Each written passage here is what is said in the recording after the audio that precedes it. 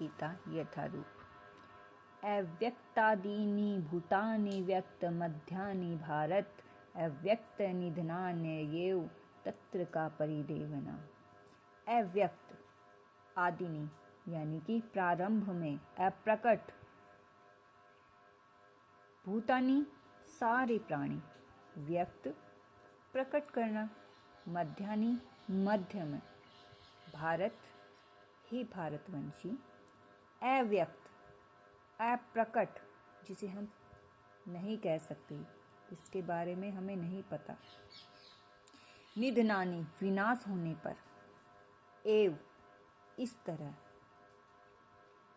तत्र अतः, तत्र मतलब इसलिए, अतः इसलिए, का क्या, परिदेवना शोक दुख। सारे जीव प्रारंभ में, शुरुआत में अव्यक्त रहते हैं, मध्य अवस्था में व्यक्त होते हैं और विनष्ट होने पर वो फिर से अव्यक्त हो जाते हैं। अतः शोक करने की क्या आवश्यकता है जब हमें नष्ट ही होना है।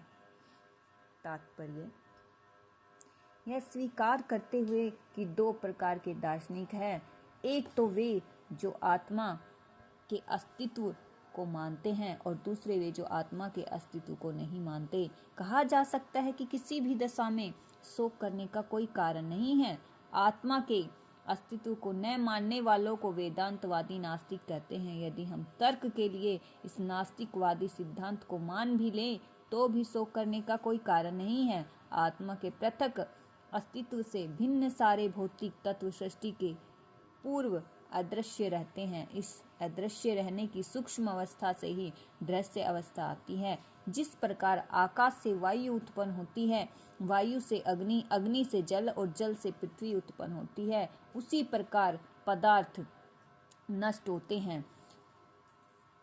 यथा एक विशाल गगनचुंबी महल पृथ्वी से ही प्रकट होता है कि एक बहुत बड़ा, बहुत ऊंचा महल धरती पर ही प्रकट होता है। यानी कि जब भी हम घर बनाते हैं तो धरती पर ही बनाते हैं, आकाश में थोड़ी ना बनाते हैं। जब इसे ध्वस्त कर दिया जाता है, कि जब इसे नष्ट किया जाता है तो अदृश्य होता है, तो वो नष्ट किया जाता है तो वो गायब हो जाता है और अंततः परमाणु रूप में बना रहता है, कि वो आखिर में छोटे छोटे कणों में बट जाता है, कि टुकड़े हो जाते हैं घर के नष्ट करने पर। तो उसी प्रकार है, शक्ति संरक्षण का नियम बना रहता है, किंतु काल क्रम से वस्तुएं प्रकट तथा अप्रकट होती रहती हैं। अंतर इतना ही है कि प्रकट होने और अप्रकट होने पर शोक करने का कोई कारण नहीं है। कि हम जब घर बनाते हैं तो हमें थोड़े दिन खुशी होती है कि मेरा घर है, ये है, वो है, लेकिन अगर मृत्यु हो जाती है तो घर किस काम का? वो तो हमारे नष्ट होने पर, या कभी ना कभी वो मकान भी जो हमने घर बनाया है वो भी तो नष्ट होगा ना। तो उसी तरह है कि हमें शोक किस लिए करना है, कोई चीज़ हमेशा के लिए नहीं होती ना, तो इसलिए हमें शोक नहीं करना चाहिए।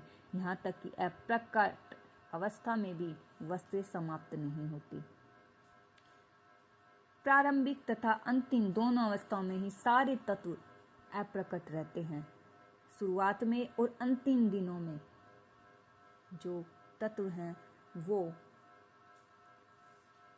रहते हैं, केवल मध्य में प्रकट होते हैं। कि शुरुआत में और अंतिम दिनों में हमें कुछ नहीं दिखाई देता, केवल मध्य में प्रकट होते हैं, कि केवल हमें मध्य अवस्था में ही हमें पता चलता है और इस तरह कोई वास्तविक अंतर नहीं पड़ता और इसलिए कोई गहरा अंतर नहीं है इसमें। यदि हम भगवत गीता के इस वैदिक निष्कर्ष को मानते हैं कि ये भौतिक शरीर कालक्रम में नाशवान है किंतु आत्मा शाश्वत है, तो हमें यह सदा स्मरण होगा कि यह शरीर वस्त्र के समान है। कि अगर हम भगवत गीता को पढ़ते हैं और जब हमें यह पूरी तरह से समझ आ जाती है तो हमें यह समझ आता है कि जो हमारा शरीर है वो भौतिक है, वो नाशवान है, वो उसे एक दिन नष्ट होना है, केवल आत्मा ही है जो सत्य है। तो हमें ये सदा स्मरण रखना होगा कि शरीर तो केवल वस्त्र के समान है। जैसे हम वस्त्र बदलते हैं ना, तो ऐसे ही आत्मा भी शरीर बदलती रहती है। तो हमें ऐसा इसके बदलने का शौक क्यों? आत्मा की तुलना में भौतिक शरीर का कोई यथार्थ अस्तित्व नहीं होता। कि आत्मा से अगर हम इसकी तुलना करते तो शरीर कुछ भी नहीं है, इसका कोई अस्तित्व ही नहीं है। यह स्वप्न के समान है, यह तो केवल एक सपना है। सपने में हम आकाश में उड़ते या राजा की भांति रथ पर आरूढ़ होते हैं, किंतु जागने पर देखते हैं कि न तो आकाश है न रथ है। कि जैसे हम सपन में देखते हैं कई बार कि हम आकाश में उड़ रहे हैं, राजा की तरह रथ में घूम रहे हैं, लेकिन जब आँख खुलती है तो ना राजा हैं और ना ही रथ है, ना हम आकाश में उड़ते हैं, तो और कुछ नहीं होता है सत्य। तो वैसे ही आत्मा है कि आत्मा साक्षात्कार को भौतिक शरीर के अस्तित्व के आधार पर प्रोत्साहन देता है। इसलिए चाहे हम आत्मा के अस्तित्व को माने या ना माने, शरीर नाश के लिए है, शोक करने के लिए नहीं है। इसलिए हमें शोक नहीं करना चाहिए। इसका कोई कारण नहीं होना चाहिए कि हमें शरीर नष्ट हो गया तो हम इसके लिए शोक करें। हमें उस परमात्मा का ध्यान करना चाहिए जो सत्य है। इस आत्मा को परमात्मा से मिलने के लिए केवल एक ईश्वर ही है, इसलिए हमें उसका ध्यान करना चाहिए। जय श्री कृष्ण, जय श्री राधे।